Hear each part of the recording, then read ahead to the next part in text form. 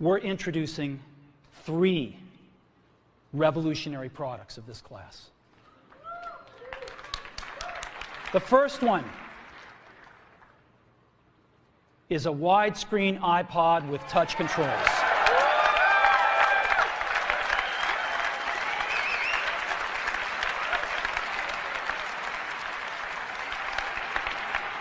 The second is a revolutionary mobile phone.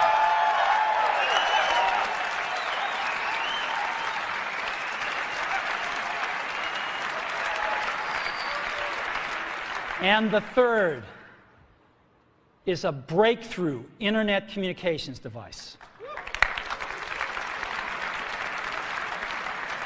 So, 3 things: a widescreen iPod with touch controls, a revolutionary mobile phone, and a breakthrough internet communications device. An iPod, a phone, and an internet communicator. An iPod, a phone. Are you getting it?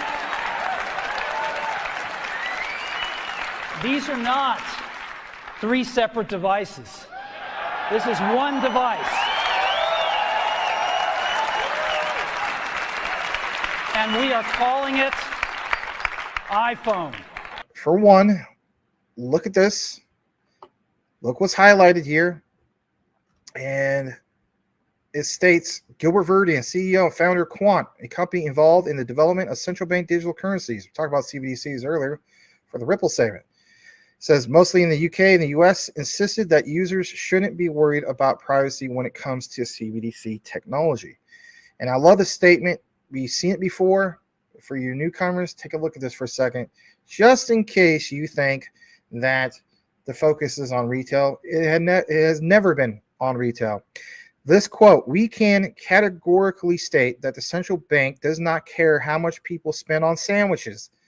Can you imagine him using that type of terminology? Yeah, they don't care what people do with spending their money on sandwiches. It's not their mission. That's basically a nice way of saying retail is not their focus. Brad Garlinghouse has even said that before. So if retail is not the focus, what's their focus? Maybe the tokenization of CBDCs, APIs, all sorts of things, right? Interoperability, but more to it than just that. We always talk about interoperability, but we're going to break down what exactly ISO TC 307 is, because it's one thing to talk about all these cool standards, but do you truly understand the standards? So Verdian said at the Financial Times Crypto and Digital Asset Summit, what is happening is the same rules of AML, KYC, KYC are going to be applied to central bank currencies as they are today to any form of money from, of course, commercial banks. Let me take you over to something. This is from World News Today. So look what it says. Back in October 6th of 2020, some of you guys know this, but let's refresh you. The merger of Nexi and SIA is a big deal. Now, I've done more than enough deep dives about SIA, and I've done a few in regards to Nexi Group, okay? But I want to share this with you, and that is that news from back then was big, absolutely huge. Why was it? Because they had an agreement to merge and create a new group that will have estimated capitalization of more than 15 billion euros. The new company will be more than 10 of the most valuable companies listed on the Milan Stock Exchange. But look what it says here. The merger, at least back then, basically will allow for Europe in the digital payment sector to have like the whole country of Europe basically to be on an electronic payment method such as credit cards, debit cards, but access to this new system, this new monetary system, right? We know about SIA, but look at this statement here. Nexi's investors will have around 70% of the new group. SIA will have 30%. Eventually, the new company will have CDP as the main shareholder with 25% shares. But the goal of the merger is to create the leading Europe digital payment company, as it says in the press release, at least back then in 2020, relating to the operation, which there is also talk of strong expansion both in Italy, where the new group would already have 70% of the market share, and above all abroad. Think about that for a second. Now I want to take you to some screenshots. And, Quant Papa did a good job of kind of giving us some of these visuals. Sorry, I hit the wrong button on that one. So you see here, American Express, MasterCard, obviously Gilbert Verdian, VocaLink when it comes to MasterCard, his days with VocaLink. You have Visa, JCB, Diners Club. Does anybody even really have Diners Club nowadays here in the United States? I'm just throwing that out there. I think maybe my grandparents might have had that. Anyway, top right, Nexi, every day, every pay. And you see all these ones being used here, okay? Let's jump into this next part. Look at this. Visual for you, all right? Bottom right, Samsung Pay. You have Google Pay. You have Apple Pay. Now, the reason why I'm pointing out all this stuff for you guys is because a while back, not too long ago, we talked about, for instance, Quant. We talked about Google Pay. We talked about how big that could be, right? Absolutely huge. But what about Samsung and Quant? How the heck is that even possible? Well, you got to dive more into it. You got to see more of it with actual visualizations. So Quant Papa found this a while back, and it's in regards to the use cases presented at the Tech Sprint Demo Day event. Now, what is really cited here? What's cited here is what's in the bottom left corner. It's the Bank of International Settlements Innovation Hub, aka Project Rosalind. Now, in this section, you will see that they have all sorts of things, like different use cases. Like I'll pull up, for instance, UC7, even though it's not highlighted. A use case that demonstrated how CBDCs could be used to improve the efficiency of payments for the I can't pronounce that right tonight. I'm having a hard time tonight. Interrent or gig economy, apologize, where the employer and the worker could agree on programmable payments to be released upon the completion of the work. We talked about, side gigs, all this stuff. But when you get into UC9 in regards to the Innovation Hub report from the BIS, it states that a set of 4 use cases that demonstrate how a traveler in a foreign country could use an app. Think about this for a second, guys, especially if you're not quite with me. Use an app to set up an eSIM on his or her phone to make secure payments, both online and offline, and to securely store CBDCs with a time limit to spend the funds. This is big. Why is this so big? Well, let's take it to the next part. This is straight from the horse's mouth, Mr. Gilbert Verdian. Back all the way in 2019, Gilbert Verdian has stated that Samsung are the type of companies that we are speaking to take our technology to their clients. How so? Well, let me show you just a tad bit more. This guy asked Gilbert Verdian an update in regards to Samsung and Quant, basically. I'd be asking him, especially if I had access to Gilbert Verdian. States from this guy, Dread Bongo. Gilbert, can you share any updates in regards to the whole thing of Samsung, basically? Gilbert Verdian states, we had a good trip to South Korea and met with the Samsung team at their office after they met us in London earlier. Can't say anything more than that because of, non-disclosure agreements. I've stated this numerous times. People don't believe about the whole thing about NDAs. I don't know why they don't, but it's a real thing. There's a reason why you don't see a lot of things. And it doesn't mean that they don't exist. It just means they're not going to talk about them. When things get really quiet, always watch out for some of these guys. They're doing things. They're building their background. What's a perfect example of this? What we've seen in 2022, especially in 2022, when it came to XDC. So much criticism about XDC and staying quiet, and look what happened with that. All right. You can even apply it to some things like JASMY. You can apply it to basically anything. Now, here is something that I want to share with you guys. And on this one, I might just go ahead and put on a different screen to make it that much bigger. Actually, that's not going to work because this comes from Discord. So you see here, it says NexiSoft POS. And it says the Nexi sought POS, and it has this particular language, right? I can't really decipher it. But, it has a reference to Alpha Bank. Shows, for instance, MasterCard, Visa, Google Pay, and also Apple Pay, right? But the bottom right says Samsung Pay. Interesting. Why is that so interesting? Well, you can have an idea of how it's all tied in together. For one, we talked about Nexi. We've talked about VocalLink. We've done numerous coverage about all this. You have to keep in mind that, there's chips that could be literally placed into the smartphones to allow for instance, interoperability, but not just interoperability, actually have utility in motion, constantly in motion. How is that even so? Some people ask that, how is that even so? Well, I want to show you guys this, because you did see that example on the previous slide earlier, talking specifically about the whole case of a app. Let me jump back to this for a second. The use of an app to set up an eSIM. Don't forget that. That's why I'm going back to this for a second. eSIM in your phone to make secure payments, both online and offline, to secure store CVCs with a time limit to spend the funds. Crazy. How about UC11? I didn't get a chance to get in this part. A use case in which Roslyn APIs, because we know that connects to the Quant overledger, could facilitate saving and borrowing activities within a defined group chosen by the individual.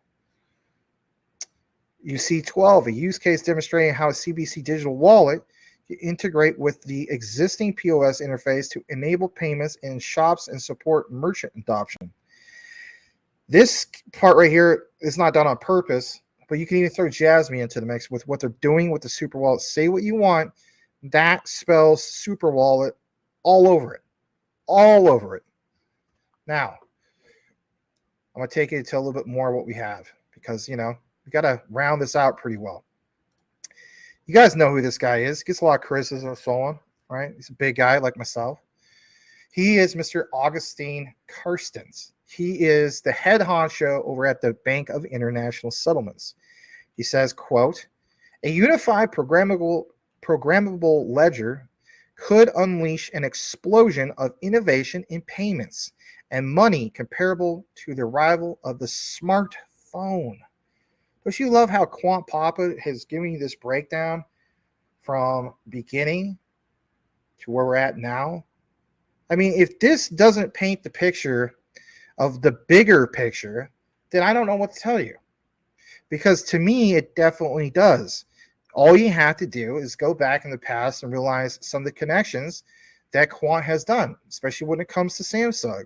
And guess what? That still exists. Go look more into it for yourself. But the NDA. Now, last I checked, by having a deal with something like Samsung, and taking this thing, for instance, to South Korea, is a big deal. And it is game changer, because what Samsung especially has in regards to, being one of the top manufacturers of not just, cell phones and so on, but especially, like, let's face it, televisions, you name it. Heck, I even have a Samsung smart washing machine, Samsung TV. There's LG TVs as well, but South Korea is killing it when it comes to all this technology. BIS chief floats unified programmable ledger to turbocharge payments. A unified programmable ledger can unleash an explosion, like he mentions. All right, take you over to this. Gilbert Verdian, all the way back June 28, 2020. So this guy asked Gilbert Verdian, he says, TCH, do we partner with them? He says, no, I worked on TCH implementing the U.S. payment infrastructure when I was the CISO of VocalLink. Back to the whole thing of VocalLink.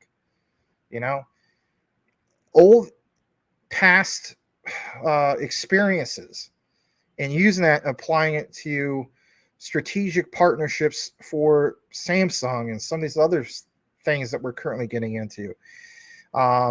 Enabling partnerships that might have seemed like it's sitting dormant by having comments like what you see here, once again, from Augustine Carstens about a smartphone, but not just any smartphone, a unified programmable ledger. You've seen other content creators talk about unified programmable ledger. I even think I saw Mr.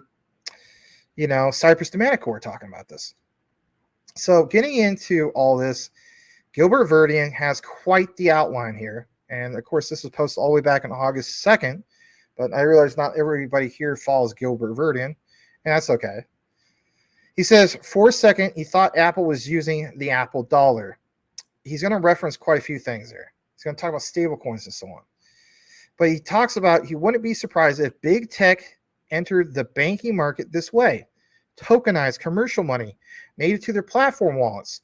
For example, iOS, Android, and enable for billions of the customers to transact. Now, this is in regards to AOUSD, Alliance for OpenUSD. Of course, I think I showed you guys this whole thing a while back about this back and forth he had with this other guy. They had a little tiff, and then they forgave each other, which is good. But the cool thing is you never really see Gilbert Verdian citing PayPal too often, right? You might see, obviously, Elon Musk doing that, but not so much Gilbert Verdian. He states that, there's this thing in regards to this Apple article. And of course, they have this back and forth conversation. But your key takeaway is not the TIFF. It's this mission from the AOUSD, Alliance for Open USD, to foster standardization, development, evolution, growth of the Open USD. There's standards for a reason. Like I mentioned the previous segment with Will Fix. We have standards. They have to exist. You can't have the Wild West of crypto. It's not going to exist anymore. But look what it says. Interoperability of 3D content through OpenUSD universal scene description. Look how it's labeled here. Universal scene description. What about a universal ledger, basically, unified ledger? Standardizing the 3D ecosystem will enable developers and content creators to describe, compose, and simulate large-scale 3D projects and build an ever-widening range of 3D products and services. They forgive each other in a little tiff. That's not the point. Let's take you to this next part. And I need to give you guys some basic notes. So the reason why I'm going to share some basic notes in regards to all this and why it matters so much is so many people are asking, especially now, when do we see more financial services and their incumbents to I can't even talk tonight. Integrate digital asset flows with tokenized money such as commercial bank deposits, liabilities. I mean, I'd be asking that. If I was an audience member, I'd be totally asking this. Liabilities, regulated stablecoins, and of course, just that the hot topic of CBDCs. It's a great question. Well, when I got more into this, from what I gathered, the integration of digital asset flows with tokenized money such as commercialized bank accounts, liabilities, stablecoins, CBDCs, the whole shebang, by financial services incumbents is expected to accelerate in the coming years due to, of course, several factors. There's three key factors that you want to take away from all of this. Number one is increased demand, of course, for these particular digital assets. There's a growing demand, as we know, whether it's from the BIS, whether it's from the Bank of England, you name it, but especially when it comes to institutional investors, your BlackRocks, your Vanguards, your State Streets, et cetera, et cetera. But even in retail investors for the exposure to just that, these particular digital assets. The demand is being driven by a force that's referred to as the potential for high returns and the diversification and the benefits of digital assets. No kidding. Now, we did talk about regulatory developments. So that's the second biggest thing.